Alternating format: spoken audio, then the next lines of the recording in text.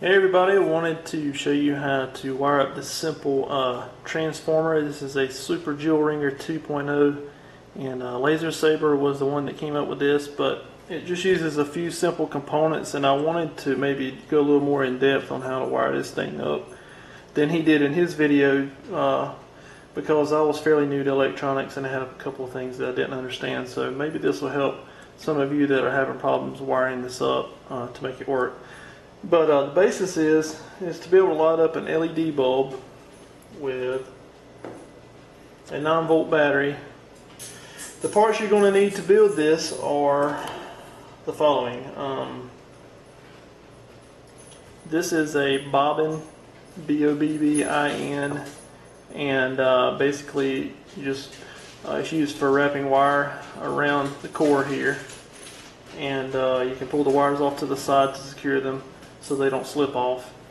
And E-cores, and they call them E-core for a reason because they look like an E, obviously. And you put them inside of the bobbin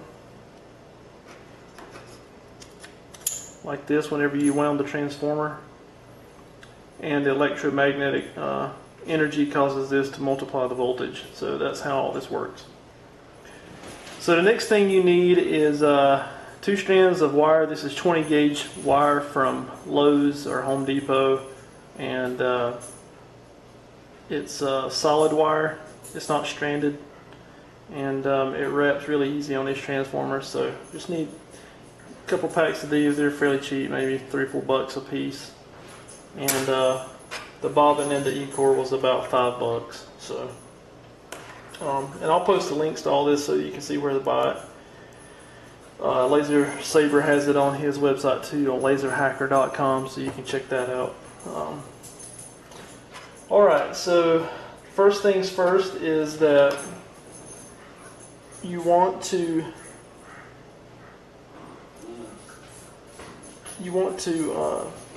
take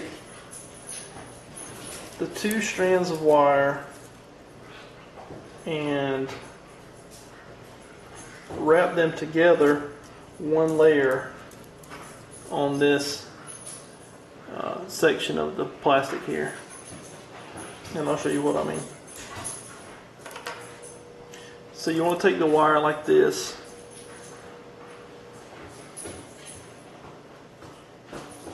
and kind of straighten it out so it winds easier. And just take it and put it through one of these grooves here to secure it into place.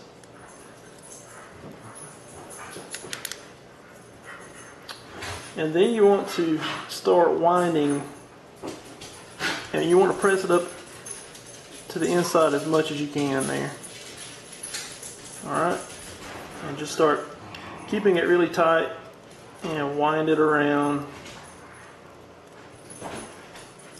just like that.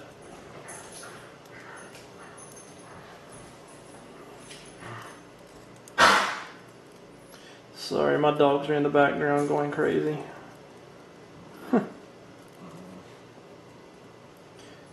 So you just keep going around, and you'll see why the need for the second wire in a minute. I didn't understand that at first, but like I said, I'm new to electronics, so. And then it just clicked one day, wait, this wire is for this reason, so. Anyway, get it just as tight as you can, and then you can come off this side here and secure your wires that way. And then what you want to do is just clip it. Leave yourself enough here so that you, if you want to wire it up or do something fancy with it, you can. You won't have to run out of wire. So just clip it, and now you can see that we have one layer of each there.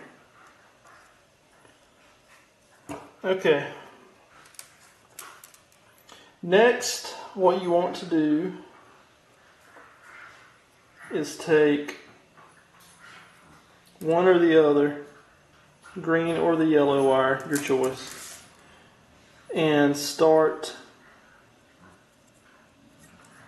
pull it down right next to the other one. You can see where I secured it there in that slot, and wind it the same exact way. Get it just as close and wind it on top of it.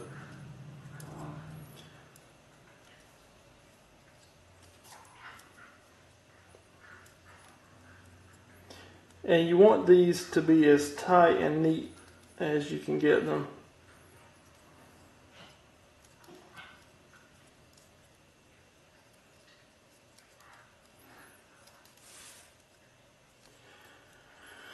You will see that if you look on the inside of this, trying to get the camera fixed where you can see it, there's an area here, so it's part of that circle that makes up the space here where you do the windings. You want to put enough of the layer on here so that it comes close to the top of that. So we'll just go back and forth. You'll see in a second how it works.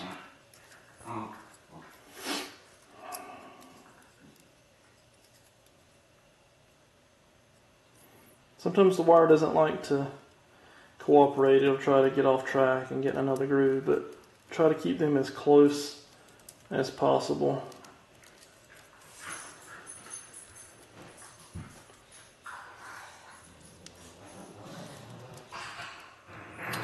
Alright, so we've gotten one layer so far. Now what you want to do is make sure you've gotten all the way next to that, all the way up next to the base of the plastic here, and then start layering it right back on top of it and coming back the other direction again.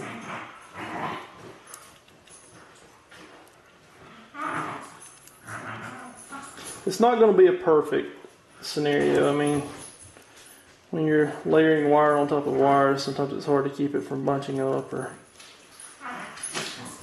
whatever.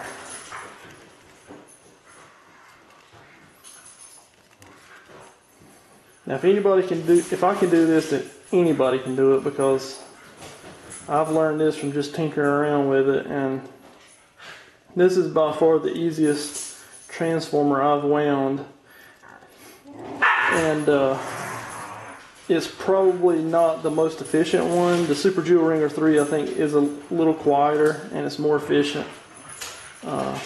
Transistor tends to run a little bit warm on these, so but I wanted it to run one light, so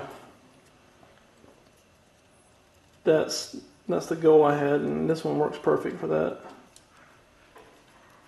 Okay, so I'm back up to this side again, and I need to come back this way. Let's see. Actually, that might be enough. Let me check. I think we can go one more layer. Yeah, because we need to come back to this side with the other wire. So I'm going to put one more layer and come back this direction with it.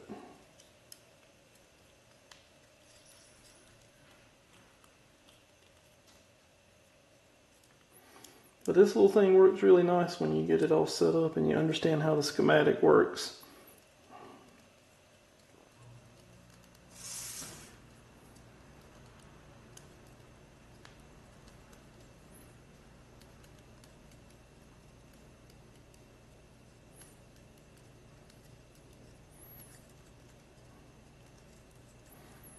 And it's really cheap to make. I mean, you can build the Super Joule Ringer 3.0, but the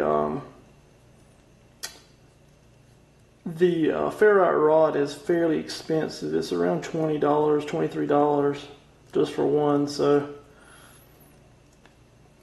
this is much cheaper to build, and you hook it up the same way you do the Super Joule Ringer 3.0.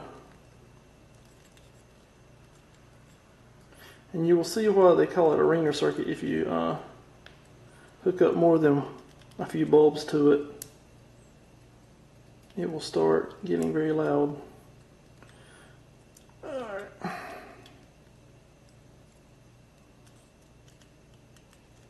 think this just about does it. So just pull your wire off to the side here. Try not to stick your finger with these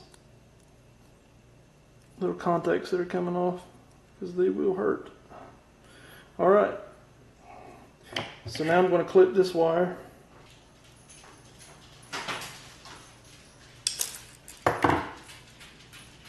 Alright.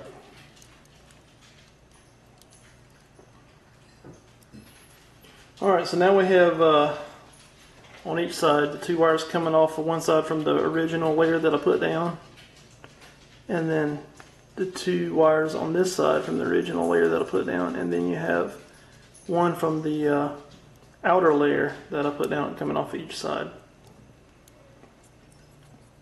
Alright, the green wire off of the original winding, the pair, we're not going to use. And the reason we're not going to use that is because I found out that that is for spacing only.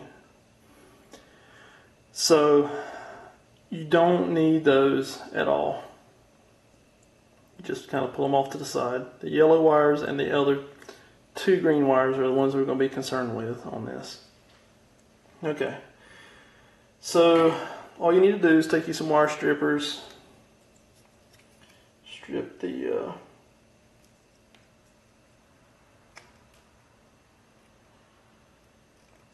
end of the wire off of each of the yellow wires,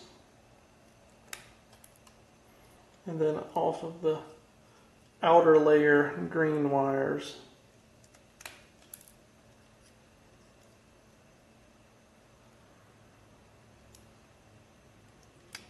Alright.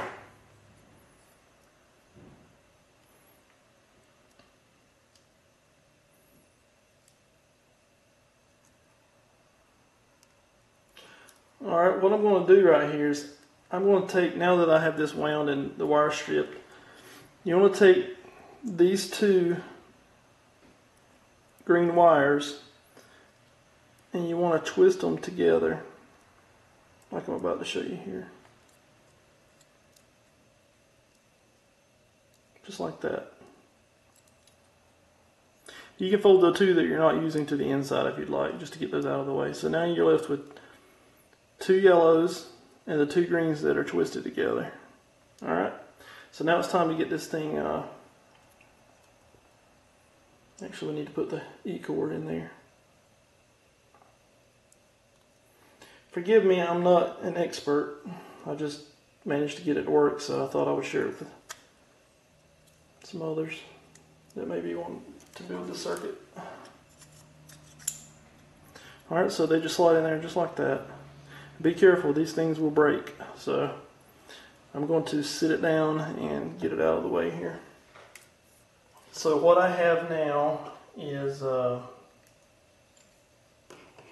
transistor. This is a 2N3055 transistor. You can find them at Radio Shack. You can find some deals online. You can get 50. I think it's 50 for $50. I think about $1 a piece.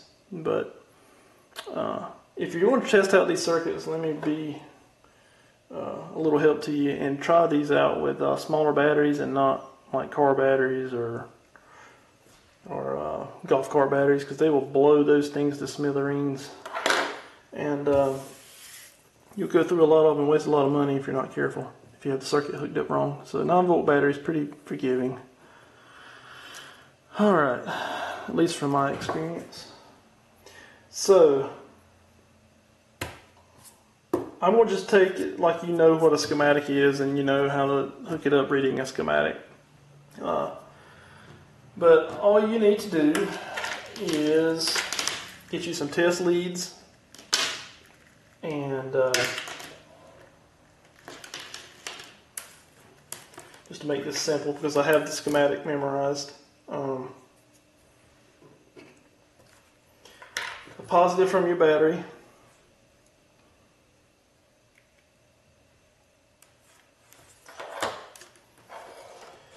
We'll go to one of the yellow wires. Okay. And then one of the other wires, yellow wires, is going to be connected to the collector. Now, there's two places on the circuit that the collector comes off the transistor. I mean, that the wires hook onto the collector on the transistor, and they're here, top and the bottom. So I'm going to hook this one onto that one. All right. We're going to go with yellow again for the collector. This collector is going to run to any leg of the bulb, like just say for instance if you had a lamp with just a standard plug-in, you'd put it on one of the prongs, but I'm just going to put it on one of these wires. It doesn't matter which. Alright. Alright. The base of the transistor is the left pin on the transistor that is closest to the hole on the top. So you know what I'm talking about if you look at it. The base and the emitter are closer to one end of the transistor. The base is on the left if you look at it in that manner. Alright, so we're hooking the base onto there. It will go on one of these green wires that we twisted up. Okay. Now the other wire will go to the other leg of this bulb. Alright. And the last part of the circuit to hook up is the negative of the battery to complete the circuit to the emitter. The emitter is the other pin on the transistor. Now if this doesn't work the first time, we may have to switch a couple leads just to make sure that we have it hooked up right. Okay. Looks like we might just have to switch those leads around. So what I'm going to do is swap the two on the inside here.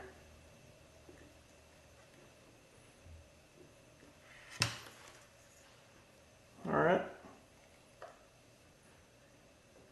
It should start up.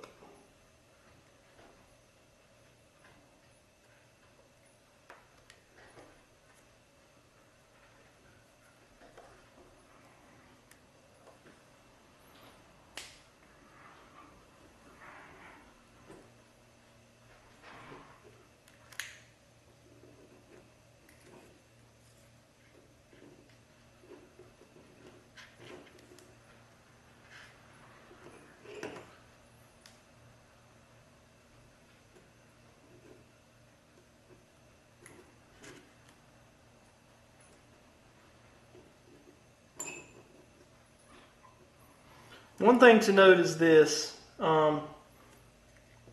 if we swap them out and it still didn't work, and I forgot to do this, but make sure this E-core is pushed all the way together. Sometimes there can be a gap there, but they have to be touching. So just make sure they're pushed together. So what I'm going to do, they're pushed together now, so I'm going to swap these out one more time just to make sure I don't have it wrong.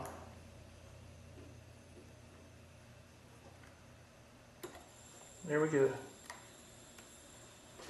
There's the bulb. See, I knew I had something wrong, and it was just because I didn't have the E-core pushed together. So I'm burning a 120 volt bulb on a 9 volt battery, and you can hear a little bit of a noise. A lot of times that goes away in a minute. So, anyways, this is the first one that I had wired up, and I just wanted to show you how the complete process works, and maybe this has helped those of you that can't figure it out how to get it going. But this thing makes a good little inverter for your batteries so that you can power everyday light bulbs with it, so you don't have to buy the 12 volt kind. So what I'm going to do now is I'm going to put this meter in series with the circuit so that you can see how much amp draw it's pulling.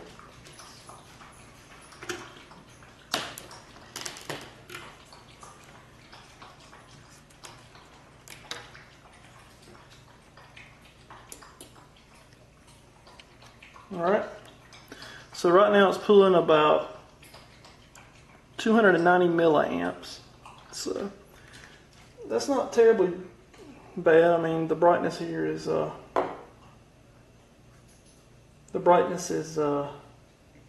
pretty decent, I would say. We'll turn out the light just so you can see.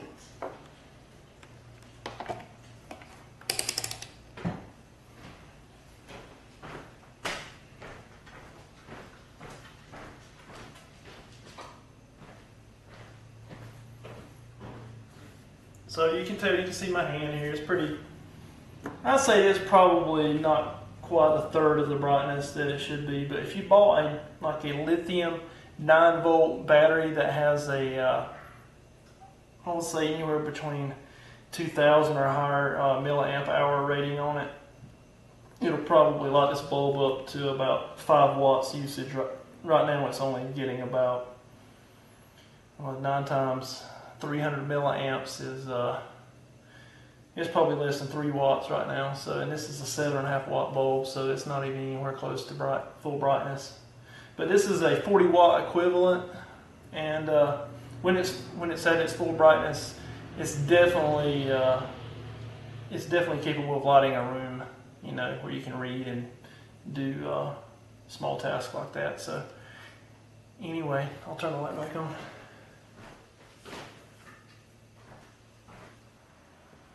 Alright, well, I hope this has been some help to you. If you have any questions, check out the website Prime Preppers. That's PRIMED preppers.com/forum, FORUM.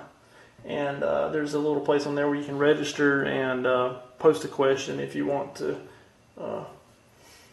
show us your example of how you got this working, or if you need some help getting it working. I'll be happy to help you out. But anyway, thank you for watching. Thanks for watching. Be sure to click subscribe to get updates directly in your inbox.